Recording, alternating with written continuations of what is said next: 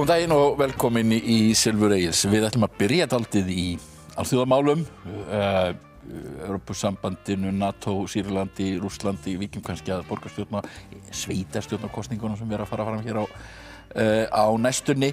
Við ætlum að tala skerðingar á lífeyri aldraðra. Þetta stórmál, ég eiginlega búinn að lofa því að fjalla þetta og Hálfparti sveik það í síðasta þætti. Nú ætla ég að standa við það og svo ætlum við að fjalla launakjör bæði í atvinnulífinu og hjá hinu opinbera, hjá forstjórum, hvernig kaupin gerast á eyrinni og hvort að menn séu kannski að missa dálítið sjónar á því sem gott og siðlegt og ætti að vera veruleiki í þessu landi. En við byrjum hérna með Ögmundi Jónassyni, Birgi Þórarinssyni sem þingmaður Miðflokksins, við erum með landsþing núna, Helgu Völu Helgadóttur og Óla Birni Kárasyni og ég ætla bara að spyrja sko, við stóðum einhvern veginn hálfparti frammi fyrir því fannst okkur daginn og það var nú kannski misskilningur að það myndi bara brjótast hugsanlega stríð, stórstyrjöld við Miðjarðarhaf. Fólk var skítrætt, logandi hrætt. Bandaríkin, Frakkland og Bretland gerðu árásir, þær voru nú takmarkaðir en það reyndust vera en svo þetta náttúrulega partur af því að það eru hvarvetna einhvers konar togstreita milli Rússa og Bandaríkjanna og Evrópusambandsins og menn eru jafnvel að tala að það sé komið nýtt kalt stríð. Birgir? Já, ég held að það sé alveg rétt. Ég held að það sé komið nýtt kalt stríð. En hættan sú sko í þessu og rétt að benda á það sko í upphafi þetta borgarastríð sem síðan þróast yfir í að vera nokkurs konar alþjóðlegt stríð vegna þess að þarna eru komin önnur ríki eins og þú segir réttilega, Bandaríkjamenn og Rússar og svo hætta svo verulega fyrir hendi að eins og aðgerðir eins og þessar að sprengja hérna efnavopnaverksmiðjur geti leitt til þess að verði mannfall á meðal Rússa og þá eru Bandaríkjamenn komnir þar inn í og þannig að þarna þetta að verða atburðarás sem við getum mist hæglega úr böndunum og verulegt áhyggjuefni hvernig þetta þróast þessi deila. En í mínum huga þá bara mjög mikilvægt að það verið fundið pólitísk lausn á þessari deilu. Hernaðaraðgerðir eru ekki lausnin í þessu máli. Það alveg klárt. Sko nú hefur þú starfað þarna fyrir botni Miðjarðarhafs í Ísrael og Palestínu og þú þekkir ástandið þarna vel og við vitum að það hefur nú gengið býsna erfiðlega að finna pólitískar lausnir á vandamálum þarna. Það hefur gengið mjög erfiðlega en það svolítið sérstakt að segja frá því að ég starfaði meðal Palestínumanna Araba og þeir horfðu alltaf til Sýrlands með ákveðnu ljóma. Og þegar Assad þarna og þegar það friður að þá var gott velferðarkerfi í landinu og hann má eiga það sem hann má eiga. Ekki það, ég ekki sammála því sem hefur verið gert síðan styrjöldin hófst en Palestínumenn og Arabar hófðu jákvæðum augum til þessa lands og síðan þróast þetta með þessum hætti sem náttúrulega afar dapurlegt því að þetta bitnar fyrst og fremst á almenningi. Og ég hef komið í þessar flóttamannabúðir ekki reyndar í Sýrlandi, bæði í Gaza, Jórdaníu og fleiri stöðum og ástandið náttúrulega bara mjög bágborið og vita til þess að þessi hlutir hérna í gangi að maður finnur mjög til með þessu fólki og stofnunin sem ég starfaði fyrir sem heitir UNRWA, hún með flóttamannabúðir í Sýrlandi og það hefur verið afar erfitt að koma hjálpargögnum að öðru slíku til þurfandi fólks þannig að ég þekki mjög vel hvernig þetta ástand og sorglegt að skuli ekki alþjóðasamfélagi skuli ekki geta fundið lausn á þessu. Öryggisráðið fundaði á Skáni í Svíþjóð, engar niðurstöður. Þannig að þetta ákaflega dapurlegt og mikið áhyggjuefni hvernig þetta. En svo í gangi mikið, ég meinir að kenna hvorum hverjum sé að kenna þessi, hver sé mest í skúrkurum, hvort það sé Assad, hvort það sé Bandaríkin sem hafi hleypt þarna öll í bál og brand og þetta deila sem geysar á internetinu, stanslaust. Búin að vera í 7 ár og það ekki að sjá neina lausn. En ég held að kjarninn sem ég sá að Sameinuðu þjóðirnar verði að ná einhvers konar friðarviðræðum á stað aftur. Þetta Genfar-dæmi hefur ekki gengið upp. Það voru viðræður í Sochi sem að Rússar stóðu fyrir. Ég held að svoleiðis viðræður sé ekki að hjálpa til. Það allavega mín reynsla að þessu störfum. Að þetta verða að vera undir merkjum Sameinuðu þjóðanna. Og alþjóðasamfélagið verður að taka sig á og öryggisráð Sameinuðu þjóðanna. En því miður að þá það bara batteri, svo við segjum, sem ekki að fungera nægilega vegna þess að þetta neitunarvald hann til staðar. Ögmundur, hvernig horfir þetta við þér? Nú voru þarna þessar hernaðaraðgerðir og það svona, við eiginlega vitum ekki eða það hefur verið nánast verið deilt það í vikunni hvort að við séum að hve miklu leyti við séum að styðja þér. Má kannski segja að forsætisráðherrann hafi lent í og gömula flokkssystin hafi lent í dálítið vandræðum út af því. Já, þetta náttúrulega árás sem ekki gerð í nafni NATO. Þetta eru einstök ríki sem að framkvæma og svo eftir á staðhæft að öll aðildarríki NATO styðji aðgerðirnar. En þessi spurning alþjóðasamfélagið og heitt stríð og kalt stríð, þetta í rauninni framhald á heitu stríði langs tíma. Og hvað þetta alþjóðasamfélag? Jú, þá erum við að tala stórveldin fyrst og fremst. Við erum að tala gömlu nýlenduveldin sem að hafa verið með puttana í þessum heimshluta. Suez, Írak, Afganistan. Það var talað opinskátt regime change, þörfin á því að breyta eða setja valdhafa af í Írak, í Sýrlandi, í Líbíu. Við erum að fá fréttir af því núna að í Líbíu eftir afskipti alþjóðasamfélagsins sem kallað sem var þá NATO, þá erum við komin með einhverja alveg verstu harðstjórn sem að það hefur verið og var hún nógu slæm fyrir með brjálæðinginn Gaddafi. Nú sagt að stunduð þrælaverslun í Líbíu og Obama að lýsa því yfir að það sé ekkert sem að sjá eins mikið eftir og hafi ekki tekið betur á málum í Líbíu eftir árásirnar. En það sem ég að vekja athygli á að heimsveldin og þá ekki síst gömlu nýlenduveldin hafa haft puttana í þessum heimshluta og þó að margt slæmt sé að það að gerast að þá hafa líka verið teikn uppi að það kunni að vera nást aukinn stöðugleiki að samskipti milli Íran, Írak, Sýrlands, Líbanon sé að færast í betra horf og það var einhver sem að skrifaði í pistli sem ég las í gær að það væri kannski hætta á því að stöðugleiki breytist út. Já. Og ég spyr sjálfa mig hvaða sem að vakir fyrir stórveldunum. Og þú meina þá kannski aðalega Bandaríkjunum, Frakklandi og Bretlandi? Já, NATO-ríkjunum sem þarna eru málum. Og það eru önnur hlið á þessu máli. Þegar við erum að tala Bandaríkjunum og síðan Rússa sem hafa puttana náttúrulega í Afganistan og í Sýrlandi, hafa haft herstöða þar. Það eru margir sem líta á stríðið í Sýrland sem innrás í fullvalda ríki.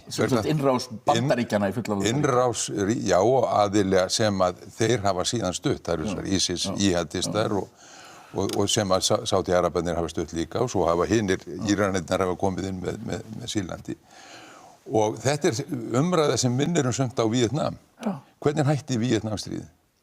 Það hætti þegar að innrásarherinn hafði sig á brott, þegar að bandaríski innrásarherinn hafði sig á brott frá Suðaustur-Asíu, frá Víetnam.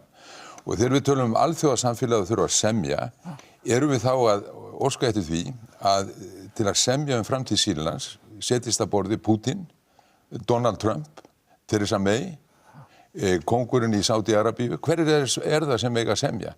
Það ekki þannig að óstöðugleikinn í þessum ríkjum vegna afskipta alþjóðasamfélagsins? Meinar þú þá að, ef að Bandaríkin draga, það breytir kannski ekki svo miklu ef að Bandaríkin draga sig núna því að þau eru ekki með mjög stóran her. Nei, en þau eru með her fyrir utan Sýrlandsstrendur og stemdu öllum sínum flota, þarna Miðjarðarhafsflota til þessara árása. Þau vorum að tala Líbíu, það voru 10.000 flugskeita loftárásir á Líbíu á sínum tíma. Það var gert í nafni NATO.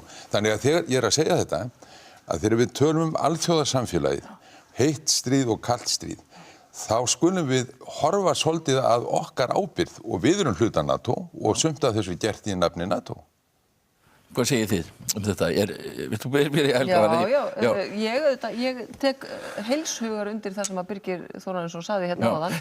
Við eigum að keyra á það að, hvað segirðu? Það frekar auðvelt að segja við eigum að keyra á friðsamlegum leiðum. Þessar árásir voru það rangar? Já, ég tel að það hafi verið rangar og við í Samfylkingunni teljum að það hafi ekki verið búið að rannsaka það sem var byrjað að rannsaka, það að segja þessar efnavopna árásir. Þannig að það verður auðvitað að leyfa þeim aðilum sem að koma að slíku að rannsaka, að klára þá rannsókn til þess að sjá var þetta raunverulega að gerast. Af því að við lifum á þannig tímum í dag að svona styrjaldir og svona árásir eru nánast í beinni útsendingu og við vitum ekki hvað satt og hvað logið í þessum efnum. Það bara óvart þannig hjá okkur. Af því að þetta líka, þetta svo mikið valdastríð milli óskyldra aðila. Það að segja, ótengdra aðila. Þetta ekki bara vandamál Sýrlands. Þetta eins og Ögmundur sagði, þetta eru gjör ólíkir aðilar og þess vegna verður auðvitað að byrja á því að rannsaka átti þetta sér raunverulega staðið eða ekki Þegar það komið botn í það, þá getum við brugðist við, en ekki með hernaðaraðgerðum, heldur finnst mér og er algjörlega hörð á því að Sameinuðu þjóðirnar eiga stíga miklu fastar inn í þetta. Þeir geta það ekki vegna þess að það er neitunarvald í samvinnu í Já, en ég held að það sé ekki fullreynt. Ég held að það þurfi þá að stilla þeim sem að beita þessu neitunarvaldi einfallega upp í vegg. Það er Rússar. Já, og Bandaríkjamenn. Það voru þrjár tillögur sem voru borðaðar og það er ekkert sagt frá þessum tillögum hinnum vegna þess að deilan snerist ekki rannsókn, hvort hún ætti að fara fram, heldur með hvaða hætti rannsóknin ætti að fara fram og hvort það ætti að rannsaka Sýrlandsher einan eða móta aðilana einnig. Það snerist þetta. Sem ég vil líka benda á, og það er óhugnalegt að einstakir aðilar geti ákveðið svona innrás án þess að bera það undir þjóðþingin. Og það hefur til dæmis Kópurinn bent á, að hann var mjög ósáttur við það. En má ég spyrja, ef það hefði verið árás, þarna kemísk árás, og nú hafa Sýrlendingar beitt slíkum vopnum, við vitum það, og ISIS hafa gert það líka í Sýrlandi og þessi ríki sem að ráðast inn í Sýrland, þau hafa mörg hver efnavopn undir höndum, sjálf, NATO-ríkin. Þannig að ég spyr, ef að það hefði komið á daginn, órækar sannanir fyrir því að efnavopnum hefði verið beitt, var þá réttlætanlegt að NATO réðist á Sýrland? Ég spyr, þetta eru spurningar sem að þarf að... Mér finnst það ekki réttlætanlegt að beita hernaði. Auðvitað er það einstaka sinnum og óhjákvæmilegt. En eigum við þá eitthvað erindi í NATO? Ég meina, ef við erum á móti því að beita hernaði, eigum við þá eitthvað erindi í NATO? Myndi Samfylkingin kannski bara taka í mál að fara að ganga úr NATO? Samfylkingin hefur ekki samþykkt það á landsfundinni. Nei.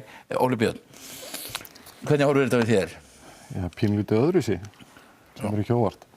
Sko, við getum nú rætt hér á eftir hvort að kaldastríðið gengið í garðið eða ekki. Ég ætla nú að draga það í efa. Það eru öðruvísi hættur, annars konar hættur sem steðja að okkur, ekki minni heldur en áður á tímum kaldastríðsins. En varðandi árás þessara þriggja landa, Frakkland, Bretlands og Bandaríkjanna, á 3 efnavopnaverksmiðjur í Sýrlandi. Þá spyr ég, sko, við stöndum auðvitað frammi fyrir því Íslendingar sem og aðrar svona vestræna þjóðir, frjálsar þjóðir, þjóðir sem standa fyrir lýðræði og frelsi einstaklingsins. Ætlum við að horfa aðgerðalaus á þegar að einhverju ógeðfelldustu vopnum sem mannkynið hefur fundið upp, efnavopnum, beitt. Eða ætlum við bara að setjast niður og ræða málin svona og reyna að finna einhverja lausn. Eða ætlum við að gefa til kynna að við munum ekki undir neinum kringumstæðum sitja aðgerðalaus hjá.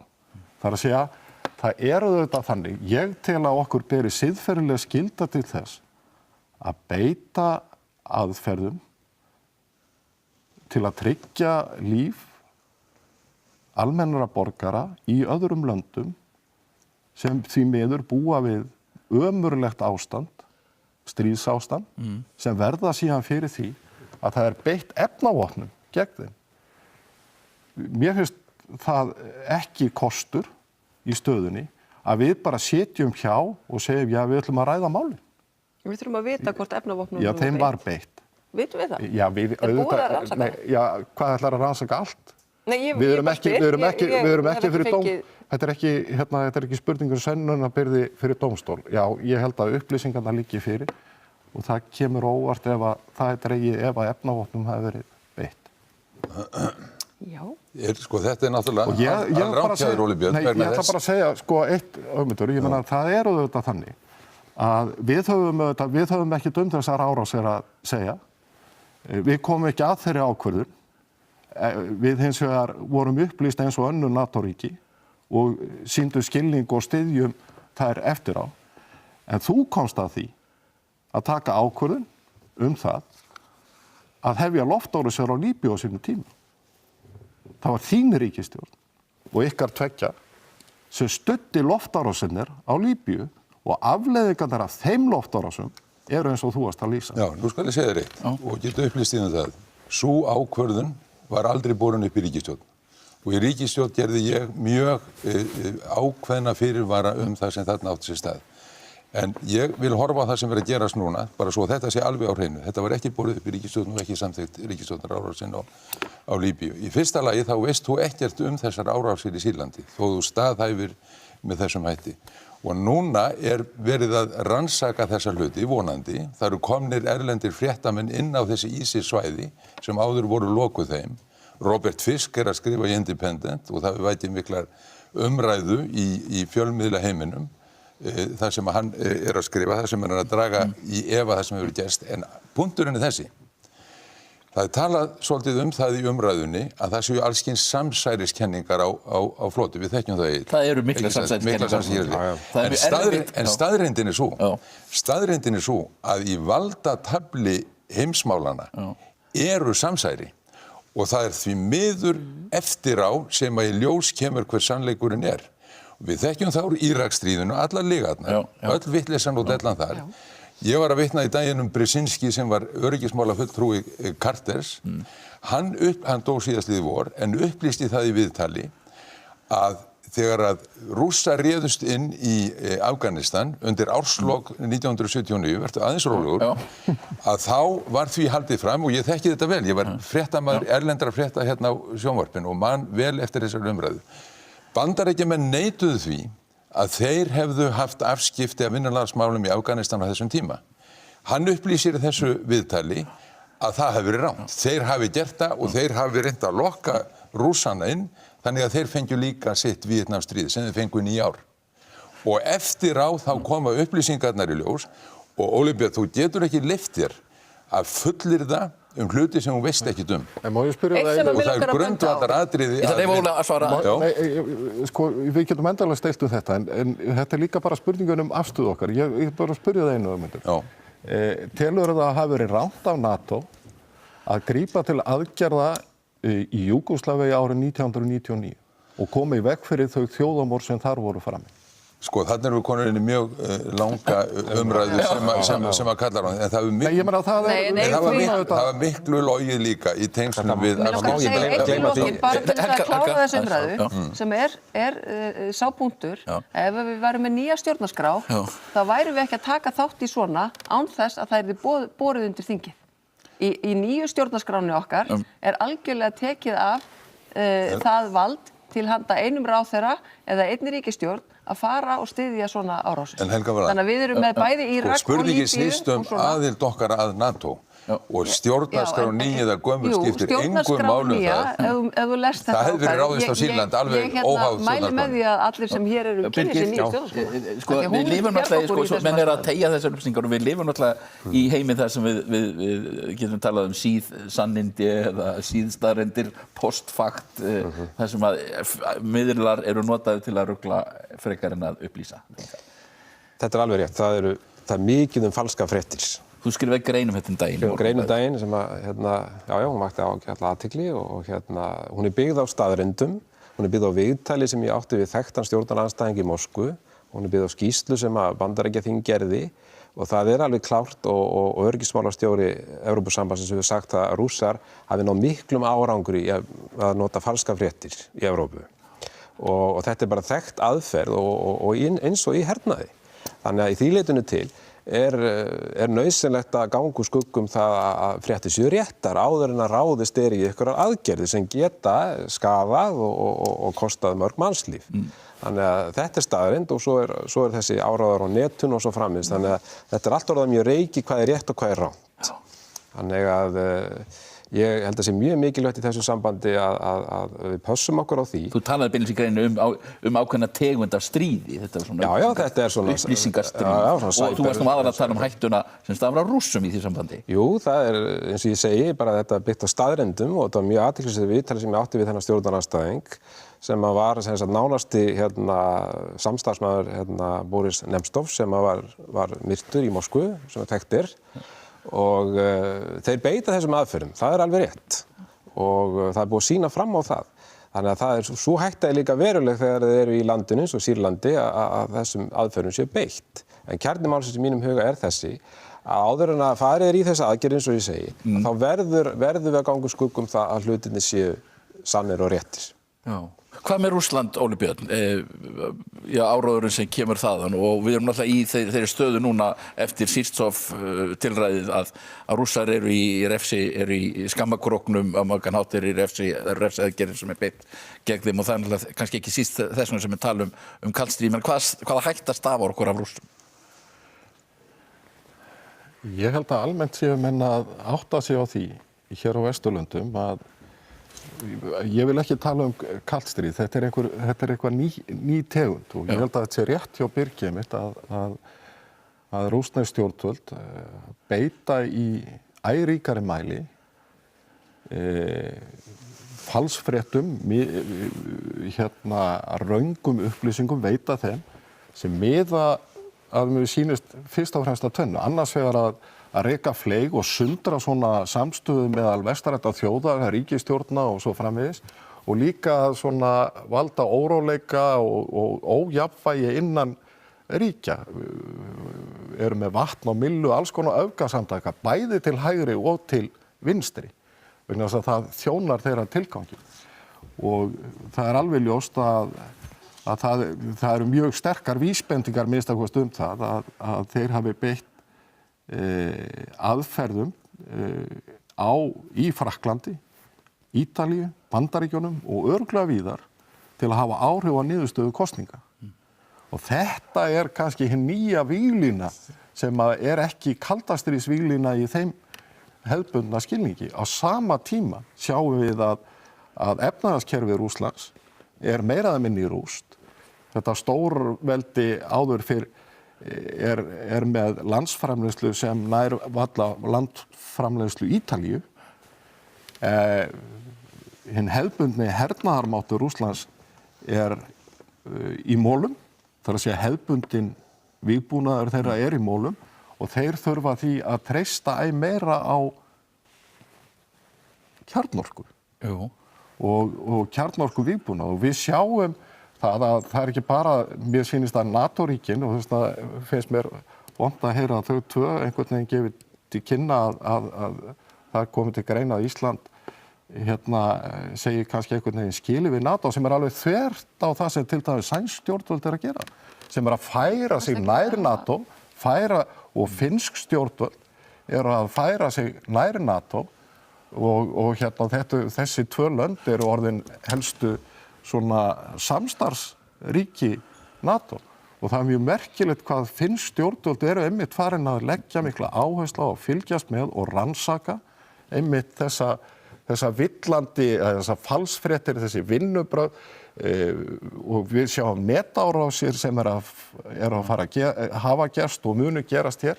Þannig að við erum berskjaldaðari á mörgu leyti heldur við voru hér á tímum kalda stríðs. En þetta þvælist náttúrulega fyrir svolítið íslensku ríkisstjórninni að hún spannar sviðið frá vinstri til hægri og það er náttúrulega eini stjórnmálaflokkurinn sem er móti að NATO-aðildin er með forsætisráðherra. Er það ekki? Ég meina, þetta var svolítið ruglingslegt frá ríkisstjórninni hvort að við styddum aðgerðirnar eða ekki og það var svolítið svona fát fannst mér. Jafnvel innan sömu flokka. Þegar Katrín sagði það að þetta er að skoða betur og svo kom frá sjálfstæðisflokknum eða utanríkisráðuneytinu að við værum búin að samþykkja þetta, við höfum undirgengist þessar skuldbindingar og svo framvegis. Þannig að þarna er greinilega klár ágreiningur í gangi sem er náttúrulega ekki gott í utanríkismálum. En varðandi það sem að Óli Björn var að tala að þá held ég að það sé ekki bara Rússar sem eru að búa til einhverjar fréttir og tekna upp einhverjar aðstæður. Ég held að þetta sé mun víðar og ég held nú að Trump og hans fólk séu nú engir sakleysingjar á því sviði, bara svona ef við tökum hans sem dæmi og fleiri. Við erum líka að horfa á þetta bara hér á Íslandi, okkar litla Íslandi, hvernig falsfréttirnar í aðdraganda kosninga eru búnar til og eru þar nú engir Rússar á ferðinni.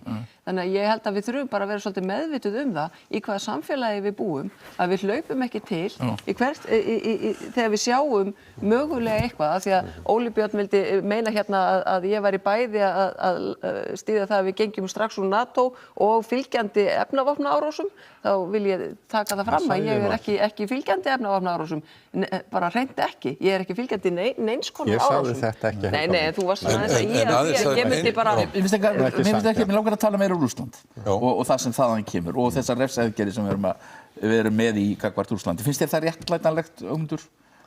Já, refsiaðgerðir, ég sat í Evrópuráðinu og þar skiptast menn í pólitíska flokka. Pútín var í sama flokki og Óli Björn, þeir eru báðir í hægri grúpunni. Þannig það margt sem hefur breyst frá tímum kalda stríðsins og hægri vinstri kemur þarna ekki til sögu. En það sem að ég vil láta gera er að í stað þess að við hér eða þau niður á Alþingisins þar setja ákveði hvort við erum í NATO eða ekki, að þjóðin verið spurð. Og ég hef flutt þetta þingmál ítrekað og ég sannfærður það að ef í gang færi alvöru umræða með þjóðinni, ég veit alveg hvernig staðan er núna, það er minni hluti með úrsögn, þá myndi meiri hlutin snúast gegn NATO aðild okkar að NATO vegna þess að fólk að byrja að átta sig á því hve hættulegur félagskapur NATO og NATO hefur verið að breytast á undanförnum árum og við erum háðari stóru herveldunum þar, Bandaríkjunum og Bretlandi en við vorum áður. En nóg það. En gæti þjóðin treyst því að það yrði hlustað á niðurstöðuna? Nú erum við til dæmis aftur að koma að stjórnarskrá. Þá var þjóðin spurð og ekkert á hana hlusta. Já, en ég vil taka undir með Helgu Völu að því leyti að svona rangfréttir frá Rússunum, þú vilt tala Rússana, sem að enginn efast að eru í fullum gangi og á ýmsum sviðum, að þær eru ekki síður stundaðar vestanmegin frá og það sem hefur verið en það er kannski munurinn á vestrinu það að þar eru frjálsir fjölmiðlar til þess að tékka af staðreyndina. Já, þú ert til dæmis hluti af því, þú skrifað talsvert þetta og hef ég haft efasemdur hversu gagnrýnar þær eru. Við höfum Ríkisútvarp hér, við höfum BBC, við höfum Guardian, við höfum New York Times, við höfum Jonathan Cook, El País á Spáni, við höfum Monde í Frakklandi, við höfum náttúrulega ekkert líkt hvorki til þess í Kína né í Rússlandi. Allt þetta lið sem vestræn frétta. Allt þetta lið lét menn komast upp með Líbíu. Allt þetta lið. Og menn komast upp með árásirnar inn í Írak líka á sínum tíma. Allt þetta lið. Og nú það að gerast að Jonathan Cook sem býr í Nazaret og skrifar þaðan og var hjá Guardian og hefur skrifað í margverðlaunaður maður. Hann að stúdera viðbrögðin við greinaskrifum Roberts Fisk sem enginn efast hve ágætur og einn helsti sérfræðingur í miðausturlöndum sem kom til dóma. Veistu hvað hann að stúdera í þessari grein? Hann að stúdera viðbrögð þeirra fjölmiðlar sem að þú nefndir, þar á meðal Guardian, við þessum skrifum og hve gagnrýnislausir þeir eru. Og það hryggilegt að það aldrei fyrir en eftir á, löngu eftir atburðina, að menn vakna. Og ég hef áhyggjur af því. Það margar greinar hér og þar fisk og þær eru á alla vegu. Þær eru alla kanta. Menn eru að andmælunum, menn eru að segja kannski sé þetta rétt, menn eru að segja sumir að þetta sé. Maður sér allt litrófið í nú hefur þú væntanlega lesið þessa grein hans í Independent. Það sem að hann setur fram efasemdir á báða vegu. En þetta náttúrulega bara einn kall. En býtu, nú þú byrjaður. Þetta fyrsti maðurinn. Verðan rólegur. Þetta fyrsti maðurinn sem kemur inn á svæði sem var undir kontról undir ISIS. Því að menn voru bara mistu höfuðið. Og nú viljum við að fá fleiri slíka. Nú viljum við fá óháðar nefndir frá alþjóðasamtökum. Nákvæmlega. Við viljum það. Og rannsaka alla. Ekki bara suma. Ekki bara hleypti, heldur hlustum við á hvað kemur frá þeim. Birgir. Að við vorum að nefna fréttir vikunar, þá finnst mér að við verðum að tala um eitt. Það sem sagt þessi nýja yfirlýsing frá Norður-Kóreu að þeir séu hættir eldflaugatilraunum. Þetta eru stór fréttir og ég held að þetta sýni það að refsiaðgerðir, efnahagslega refsiaðgerðir bera árangur. Og nú ég ekki maður Trump en hann má eiga það og honum tókst að samfæra Kínverjana til þess að taka þátt í þessu og þetta hefur borið árangur og þetta ástæðan fyrir því að þeir eru að hætta þessum tilraunum. Þannig að það nú hægt að fara aðra leiðir heldur en að hernaðarleiðir og falska fréttir og svo framvegis til þess að ná árangri. Ég var bara að nefna þetta, mér finnst þetta merkilegt atriði sem það þarf að koma hér fram. Stórmerkið, mér langaði reyndar að nefna líka Evrópusambandið og EES. Það nú eru þið að samþykkja hjá miðflokknum. Þið viljið náttúrulega alls ekki ganga í ESB, maður veit það, en maður líka sjá að þið viljið fara í endurskoðun á EES-samningnum. Já, það rétt. Það nú nokkrar ástæður fyrir því og það bara það mikla breyting og við sjáum bara hvað að gerast með Bretana, fara út úr Evrópusambandinu og svo framvegis þannig og það bara fullkomlega eðlilegt held ég að þetta nú einn af okkar bestu samningum sem við höfum gert en hann orðinn 24 ára gamall, 25 ára gamall og það fullkomlega eðlilegt að hann sé endurskoðaður svona bara í ljósi þessa. Þannig að það nú fyrst og fremst svona hugmyndafræðin á bak við þetta. Já, það náttúrulega ljóst að við færum aldrei inn eina endurskoðun á EES nema að Normenn væru með okkur í því. Jú, vissulega. Því að Normenn eru EES og við erum svona... Þeir eru svona primus motor, sko. En við þetta fylgjum þeirri áskorunir á þingi að fara og skoða ávinning okkar af EES-samningnum. Við styðjum það. Normenn fóru í að skoða hvað við græddum á því að hafa þennan samning og hvað við höfum í honum. Þannig að ég held að það hljóti bara að vera frábært af því ég held að við hljótum alltaf að komast að þeirri niðurstöðu að þetta sé stórkostlegur ávinningur fyrir okkur að vera þarna. Við í Samfylkingunni hins vegar viljum líka að það verði þá skoðað Evrópusambandið sömuleiðis. Að við skoðum hvað það myndi gera fyrir okkur. Af því að við erum auðvitað að horfa á að á hverju einasta ári þá töpum við ótrúlegum fjármunum í því að halda hérna krónunni, að standa fyrir utan Evrópusambandið og svo framvegis. Bara vextirnir hjá okkur eru 6% á meðan þeir eru 0% í Evrópu og svo framvegis. Ég ætla ekki að fara í langa ræðu þetta, en ég held að ef við ætlum að fara að skoða, ég held að ef við ætlum að fara að skoða EES-samninginn, að þá ættum við kannski líka í leiðinni að skoða hvað fengjum við út úr veru okkar þar. Þið samþykktu það hjá Sjálfstæðisflokknum líka að skoða EES-samninginn, er það ekki? Já, sko, við skulum hafa þetta alveg á hreinu. EES-samningurinn eins og hann í dag er ekki svo sami og hann var fyrir 25 árum. Það verða 25 ár 1. janúar frá því að hann var leiddur í íslensk lög. Frá þeim tíma hefur ýmislegt gerst. Það hafa viðbætur, svo getur viðaukar í ýmsum málum komið inn í samninginn og við erum núna á næstu vikum eða mánuðum meðal annars að ræða þriðja orkupakkann og svo framvegis. Og á sama tíma hefur eðli og umfang Evrópusambandsins gjörbreyst. Og þegar við höfum verið að innleiða hér í íslenska rétt tilskipanir frá Evrópusambandsins sem byggja meðal annars á tveggjastoðakerfinu í þeirri trú og þeirri fullvissu að þetta myndi ekki ganga gegn íslenskri stjórnarskrá fullveldi lands og varðandi framsal til yfirþjóðlegra stofnana, þá liggur það líka alveg ljóst fyrir að tveggjastoðakerfi hefur ekki virkað með þeim hætti sem að við ætluðum og það hefur molnað úr því og á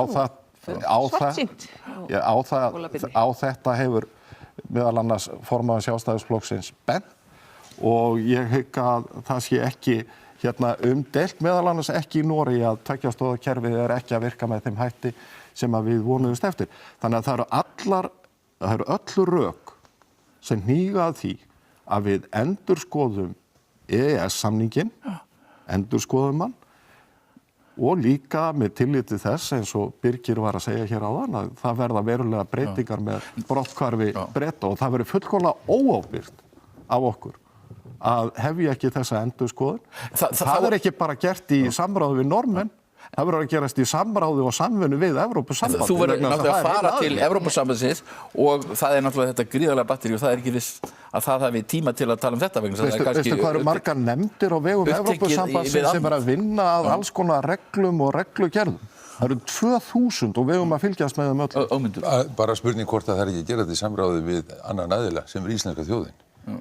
Og við þurfum að skoða ekki bara ávinningin af verunni í EES, heldur líka gallana. Og það er nefndur þriðji orkupakkin þar sem við erum að afhenda íslenska orkugeirann undir yfirráð Aker, þessar nýju orkustofnun í Evrópu. Við erum að gera það.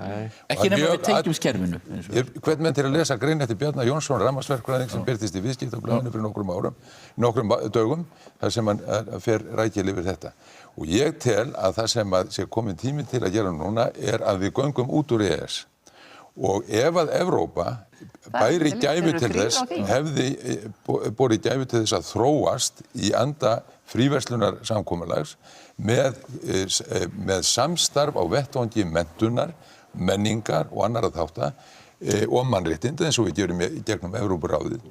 Þá værum við á miklu farsælli vegferð og við þurfum að hafa þor til þess og hugrekki til að endurskoða þessi mál öll frá grunni, ekki bara skoða kostina við að vera í EES. Ókostin eru miklu meira. Ég vil nú aðeins að fá bregðast við þessu. Það er gott að finna svona þetta gamla íhald hérna, allt í kring. Svona getur þú ekki afgreitt. Þú getur ekki afgreitt menn svona. En hins vegar þá er ég mjög fylgjandi því að við skoðum þennan samning. Auðvitað hefur hann breyst á þessum 25 árum. Það hefur íslensk löggjöf líka gert. Að sjálfsögðu. Þetta er ekki klettur sem að þróast ekki samhliða okkur mannfólkinu, heldur er þetta einmitt þannig samningur að hann er hreyfanlegur sem betur fer í samvinnu við okkur það sem eru hérna aðildarríkin. En það er svona svolítið merkilegt að finna hvernig hérna þeir telja þessir herramenn hérna að við myndum fara betur með okkar hagsmuni að vera hér lítil eyþjóð sem að þyrfti þá að gera samning við hvert einasta ríki í heiminum án þess að vera í samvinnu við önnur ríki. Það væri óheppilegt, held ég, og ég held að okkar hagsmunir fari mun betur á því að vera í samfélagi við önnur ríki og ég held að okkar hagsmunir í dag og okkar hagsæld á Íslandi í dag sé einmitt til komin vegna þessara samninga. Ég held nú aldrei ekki, en bara þeir. En Ögmundur, hann er ósammála mér þar. Já, ég vil ræða við þig efnisatriði og það að afgreiða menn, þessir herramenn og gamla íhald. Ég er ekki að tala fyrir íhaldssjónarmiðum. Ég tel að Evrópusambandið sé markaðshyggjubandalag á forsendum fjármála hagsmuna og það er á þeirri forsendu sem ég gagnrýni það og að það sé miðstýrt og það sé andstætt lýðræðislegum hagsmunum Íslendinga. Það er enginn sem segir að við getum ekki haft, já við getum verið það og við rætt það, en þá án þess að vera með svona merkimiða. Birgir, sko, ég sá það að þið í miðflokkum, þið viljið vera í NATO og fylgja því, en þessi ályktun EES, myndi það þýða, erum við að tala endurskoðun þannig sem gæti hugsanlega þýtt útgöngu?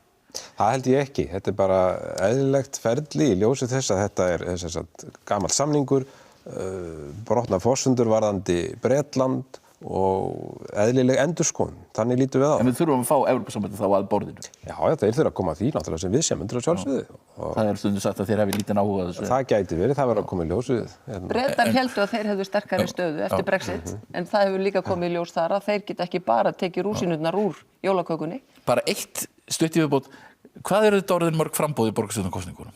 16 held ég. Eru það orðin 16 núna? Þeir fjölgar 2 daga núna. Já. Þetta verður áhugavert. Þetta verður áhugavert fyrir ykkur fjölmiðlafólki að reyna einhvern veginn að hjálpa okkur. Það eru margt forvöld. Þetta er náttúrulega virkni. Ég meina við getum ekki kvartað þetta undan pólitískri virkni. Áhuga borgarmála. Hvað segir þú? Nei, ég bara mér finnst þetta bara ágætt. Hins vegar er það auðvitað þannig að það nú stundum kannski lítill munur á milli frambóða og áherslna sem að þau hafa og þá veltum maður því fyrir sér þeim ekki betur borgið þessum sjónarmiðum sem að menn að berjast fyrir með því að sameinast aðeins og kraftana undir einu merki og ná hugsanlega þá einhverjum árangri. Kannski sósíalistaflokkurinn og alþýðufylkingin og kannski þjóðfylkingin og frelsisflokkurinn, þetta er ekkert mjög ferlegt sko, bara svo við byrjum, en svo er náttúrulega höfuðborgarlistinn og núna samfylkingin og Viðreisn, ég veit það ekki. Þetta snýst svona umræðunar sem skapast núna, við dæmum árangurinn á því. Við dæmum árangurinn, það er gaman að hafa ykkur hérna Ögmundur, Birgir, Helga Vala og Óli Björn, við ætlum að ræða núna, það sem við erum búin að lofa, það er að tala um skerðingar á lífeyrið aldrara. Ég sveik það hér síðasta þetta.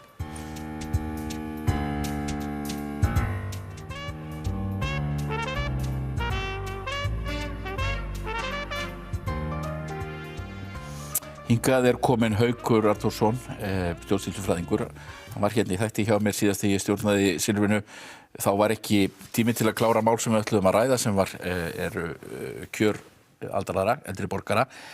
Og þú hefur unnið að rannsókn á kjörum eldra fólks og það er þá sérstaklega með tilliti til atvinnuþátttöku þeirra og svo þessara miklu skerðinga sem í lífeyrisskerðingum sem þýðir það að undir eins og eldra fólk fer að vinna eitthvað þá skerðist lífeyrið þeirra og mörgum finnst þetta óréttlátt og ég veit að þú hefur til dæmis komast að þeirri niðurstöðu að það gæti hugsanlega verið ráð ekki bara að hækka fyrirtækjumarkið heldur einfaldlega að þetta væri bara gefið frjálst.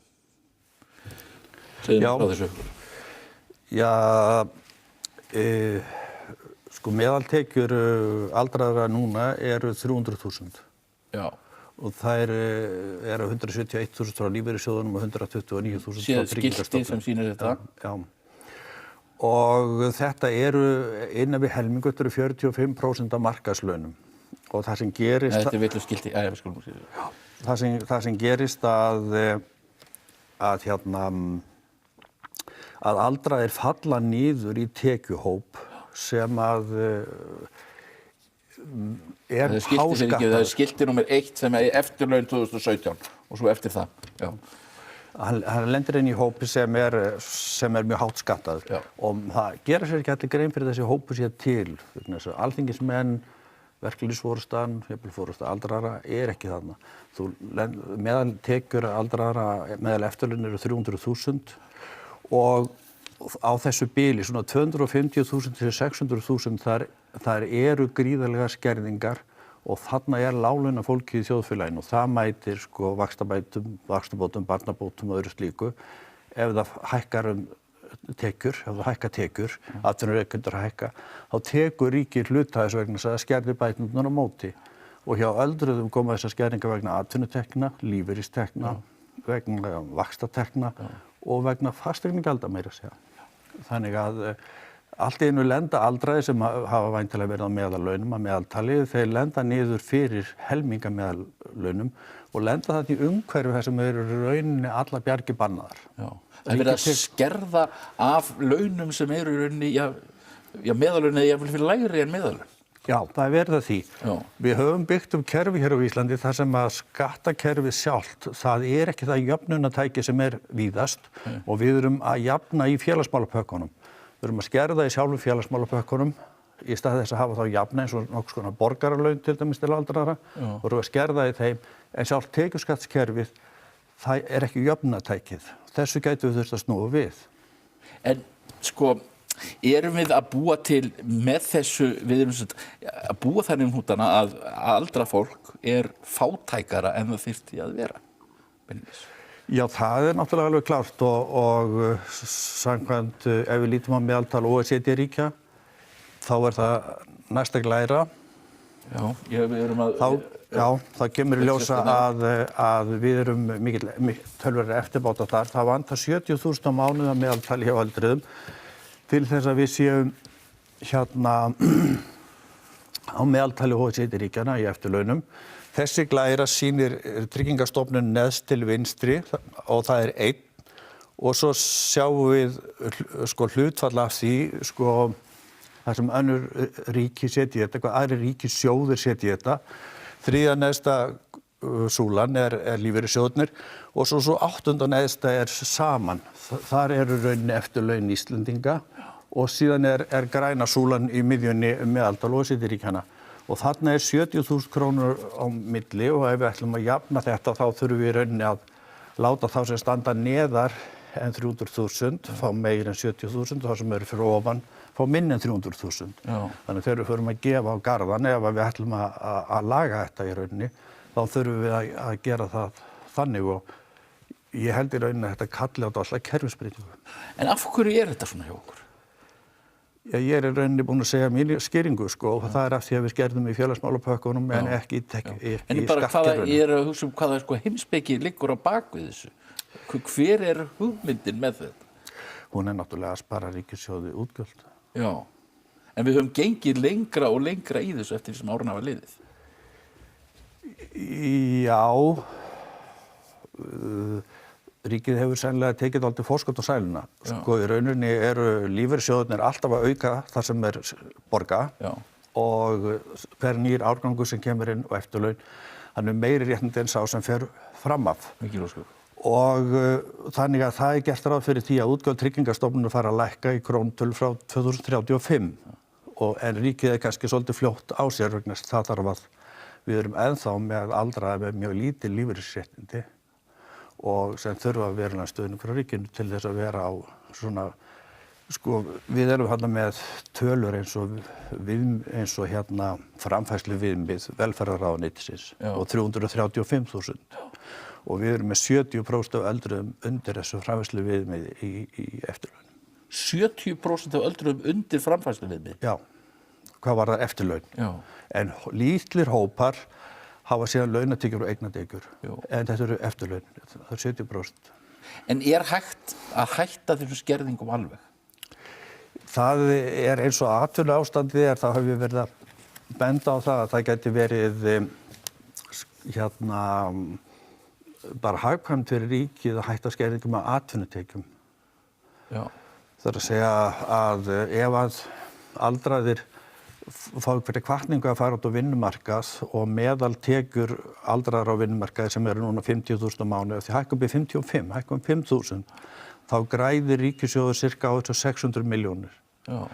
Ef þau hækka 10.000 og að meðallaun aldraðar fara upp í 60.000, þá græðir ríkissjóður 2 milljarða í aukinn tekjuskatt og veltugjöld. Já. Þannig að það borgar sig að gera þetta, en auðvitað ekki hægt að draga, auðvitað ekki hægt að neita því að það fella niður skerðingar af lífeyri sem stóra málið, að fella niður skerðingar af greiðslu lífeyrissjóðanna, þannig að menn eigi lífeyrissjóð sem menn hafa borgað í allt ævi, sko. Auðvitað kostar það ríkissjóð. Já.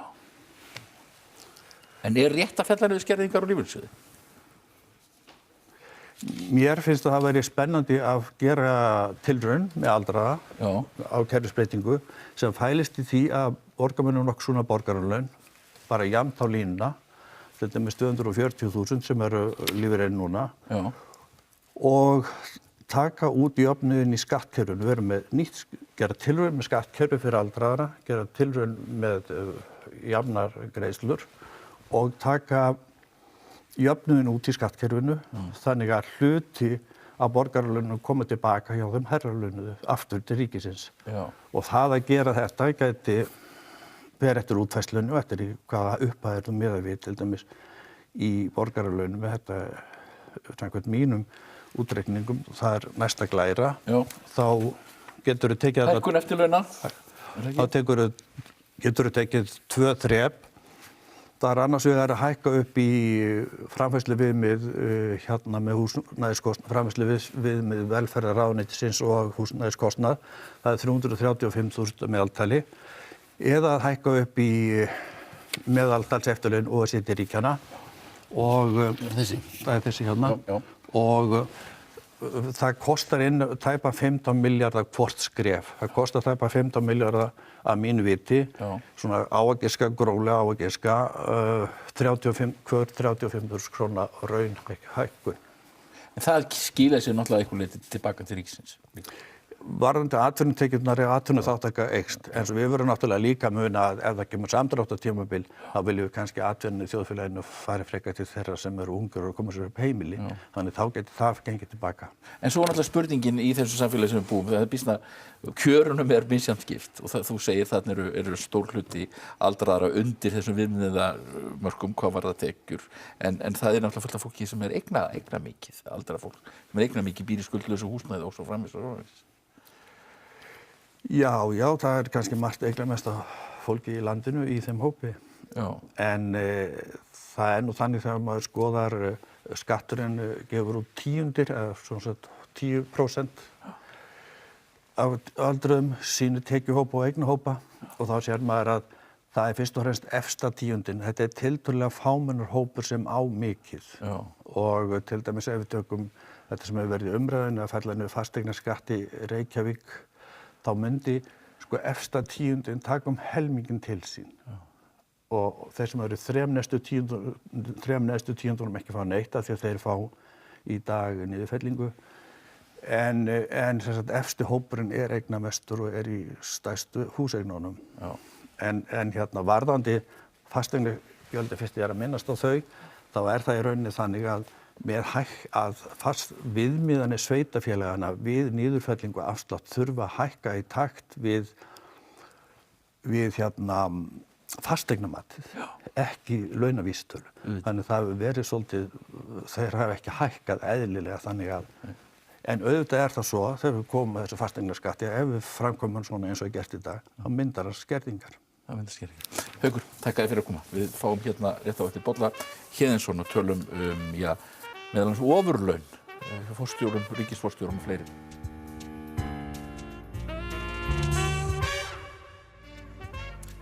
Bolli Héðinsson, komin hérna. Þetta þú ert formaður samtaka sparifjáreigenda og þið hafið verið að halda fundi hvernig Ísland sé svona hvernig sé ástand fyrir okkur eftir hrunið og það ýmislegt sem kemur þar inn í. Þið eruð reyndar með fund núna á þriðjudaginn þegar birti skýrslu meðal annars kaupauka í atvinnulífinu en það sem þið voru að tala síðast var meðal annars og þú hélst erindi þar sem þú varst að tala laun sem út á kortinu og þá tilfinningu að almenningur sé það sem verið að skilja almenning eftir. Hárrétt, sko við þegar leiða 10 ára afmæli hruns þá vildum við nú svona huga að því hvað hefur okkur áunnist, hvernig hefur samfélagið þróast og hvað árangur höfum við náð á þessum 10 árum sem liðin eru frá hruni. Við viljum ekki kalla þetta afmæli, þetta svona tímamót. Þetta eru tímamót í sögu þjóðar. Já. Og við ákváðum að besta leiðin væri að reyna að kortleggja þetta með einum öðrum hætti og gera það með þeim hætti að þetta væri almenningi og öllum aðgengileg sem hefðu áhuga á að koma að þessum málum. Og því fórum við þá leið að efna til fundaraðar ýmislegt ýmsar hliðar á því sem að þjóðfélagið okkar hefur þróast á þessum 10 árum fá besta fólki til þess að halda erindi einstök mál og svo framvegis og við byrjum þessa fundaröð fyrir hálfum mánuði núna á þriðjudaginn. Á þriðjudaginn kemur þá fundur númer 2 og þar ætlum við einmitt að fjalla kaupauka og launin og þetta náttúrulega launaþróunina í þjóðfélaginu og það náttúrulega hefur ekkert farið á milli mála hver sem að hefur fylgst með hefur áttað sig á því að hér það virðist vera hér sé aftur runnin upp tími einhvers konar ofur launa hjá ákveðinni stétt, hjá einhverjum hópum í þjóðfélaginu en almenningi finnst hann vera skilinn eftir. Og þess vegna orðaði þetta nú með þessum hætti að almenningur situr eftir, hann hafi verið látinn borga fyrir hrunið og hann situr eftir með óbragð í munninum. Og við viljum reyna að kortleggja hvort að þetta sé reyndin eða ekki. Meðan, menn eru farnir að skara duglega elda sinni köku. Heldur betur og við vildum hafa eitthvað svona í höndunum það og þess vegna létum við fara fram þessa fengum við fyrirtæki til þess að gera úttekt á kaupaukum og það svo úttekt sem verður kynnt á fundi En þú fluttir þegar þú hleyptir þessari fyrirlestarröð í gang þá fluttir þessa ræðu og þú ert að tala með hann um hlut lífeyrissjóðanna í þessu og það er dálítið merkilegur punktur. Sko það sem að ég hef og sko það sem að náttúrulega ég byrjaði að tala um þetta fyrir 2 árum á fundi einmitt með Landssambandi lífeyrissjóða. Lífeyrissjóðirnir hafa ekki með sér nokkur samtök það að hafa til dæmis heildstæða launastefnu í þeim fyrirtækjum sem að þeir ráða fyrir. Þeir ráða jú í rauninni meiri hluta í stórum hluta íslensks atvinnulífs og ef þeir kemur sér saman launastefnu og væru á því að það væri ekki forsvaranlegt að greiða þau háu laun sem að þær eru farin að tíðkast, þá myndu þau ekki verða greidd. Vegna þess að það engin, en þess í stað þá virðist eins og forstjórarnir spili á stjórnirnar og segi ef ég fæ ekki mína launahækkun hér þá er ég farin eitthvað annað og þá er einhver aðri lífeyrissjóðir reiðubúnir að borga hærri laun þar. Þess vegna ríður þarna mikið á samtakamætti lífeyrissjóðanna. En þetta ber ekki svo að skilja að ég sé andstæðingur lífeyrissjóðanna eða fjárfestingar þeirra í íslensku atvinnulífi. Heldur þvert á móti. Lífeyrissjóðirnir eru ein grunnstoð í íslensku samfélagi afar mikilvæg og eiga allt gott skilið en þarna hefur þeim brugðist bóðalist. En eins og lýsir þá eru þeir einhvers konar leiksoppar forstjórana. Ég orðaði það einmitt þannig að þeir væru það og við munum alveg til dæmis umræðuna eins og hún var fyrir hrun það þurfti alltaf að borga fjármálamönnunum sem há laun af því það var svo mikil eftirspurn eftir þeim erlendis. Heyrðist einhvern tímann af einhverjum manni sem að fór hérðan til útlanda eða að það hefði einhvern tímann verið einhver eftirspurn eftir Íslendingum í stjórnunarstöður erlendis. Ég held ekki. Og það er eiginlega þetta viðmót sem að mér finnst að við séum að upplifa núna á íslenskum fyrirtækjamarkaði að það sé svona að það þurfi að borga þessum mönnum svo há laun eins og gert af því að annars færið eitthvað annað og þetta er aldrei rætt í botn og þetta er eitthvað sem að lífeyrissjóðirnir geta bara með samkomulagi sín á milli bara ákveðið að sé ekki svona. Nú munur náttúrulega sko forstjórar passa dálítið vel upp á stéttahagsmuni sína. Þeir eru svolítið að passa upp á hvor aðra. Þeir sitja sko til víxl í stjórnum. Þið hafið nú ekkert kortlagt meðal annars eignatengslin í íslensku atvinnulífi hjá þessum samtökum þínum. Heldur betur. Þetta svona partur af okkar starfi og við létum einmitt fyrir seinlega 1-2 árum líka, þá létum við kortleggja eignatengsli í íslensku atvinnulífi og það náttúrulega, og þau svona sýndu fram á ýmislegt, ekkert ólöglegt eða neitt slíkt, en ýmislegt sem ætti kannski ekkert að viðgangast. Í kjölfar þess breyttu einhverjir lífeyrissjóði tilnefningum sínum á stjórnarmönnum í stjórnir fyrirtækja, þar sem að viðkomandi fulltrúar lífeyrissjóðanna áttu líka sjálfur talsverða hagsmuna að gæta.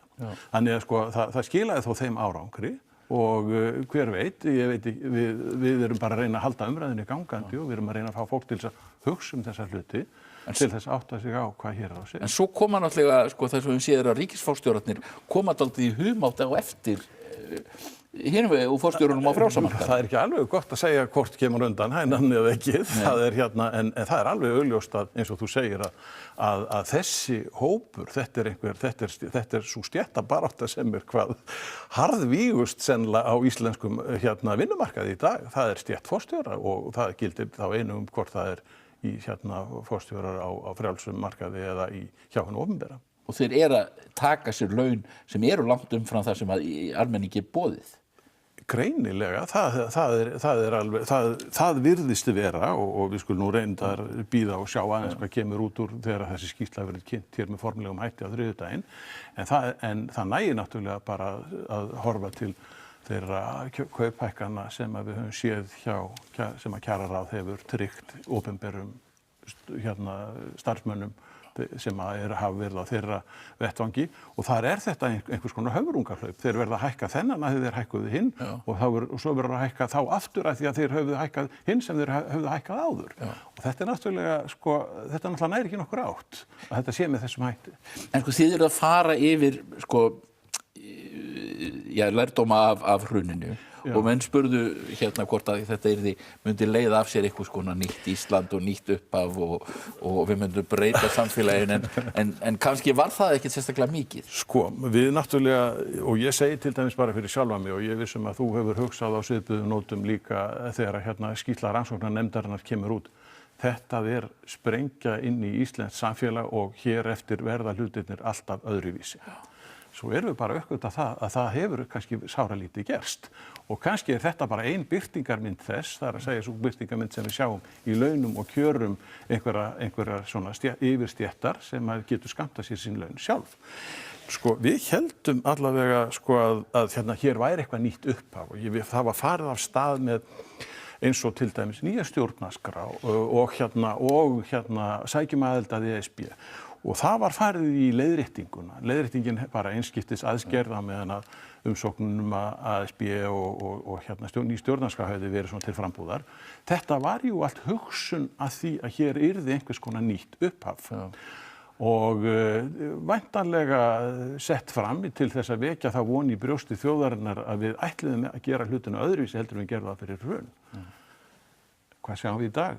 Er nokkuð að gerast á þeim vettvangi að við sjáum að það sé einhver hvati eða einhver vinna eða einhverjar hugmyndir í gangi af hálfu hins opinbera til dæmis það að telja fólki trú það að hér eftir búum við í einhverju öðru og betra samfélagi heldur við byggum í öðru, einhverju samfélagi sem var öðruvísi heldur það samfélagi sem hér hrundi á haustdögum 2008.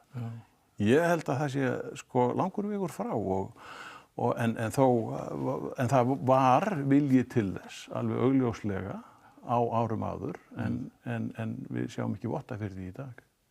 Munum við upplifa annað hrun? Sko, við munum upplifa annað hrun en hvenær það verður og hvernig það verður, það vitum við ekki enn þann dag í dag. Það búið að held ég girða fyrir flest það til dæmis öll þessi tæknilegu atriði í fjármálageiranum sem að ollu því hruni sem var 2008, það búið að sjá við flestu því og við höfum bara gert það með því að taka við pósti frá Brussel þannig sjáum við því en hvorki aðilarnir í Brussel við sjáum fyrir hvar það hver er veikleiki kerfisins og kannski ekki bara fjármálakerfisins heldur í svona einhverju þjóðfélagsgerðinni, hvar er sá veikleiki sem mun valda næsta hruni og verður það hrun bara fjármálalegt, verður það á víðtækara sviði heldur en að við sáum árið 2008. Já. En það er svona, tregðurlögmálin hafa reynst vera býsna sterk á Íslandi. Þau hafa yfirhöndina í dag. Það er engum blöðum það að fletta að þeir sem að vilja sem minnstu breyta, þeir ráða í dag. Það eru bara hreina línur. Og þess vegna hefur ekkert af þessum því sem að var lagt upp þarna, eins og ég segi með stjórnarskrá, aðild að ESB og kannski einhverju leyti leiðréttingin, að ekkert af þessu hefur leiðréttingin var líka bara einskiptis atburður og hún gekk eftir en svona annað í þá veru, og þarna nefni ég þetta tvennt, það hefur í rauninni sáralítið gerst í því. Eða því eða einhverju allt öðru sem að hefði átt að grípa til og ég hef ekki hugmyndaflug í að segja til hvað hefði átt að vera. Bolli, þakka þér fyrir að koma í þáttinn. Takk. Búið hjá mér í dag, Fanny Birna verður með ykkur eftir viku. Takk fyrir að horfa.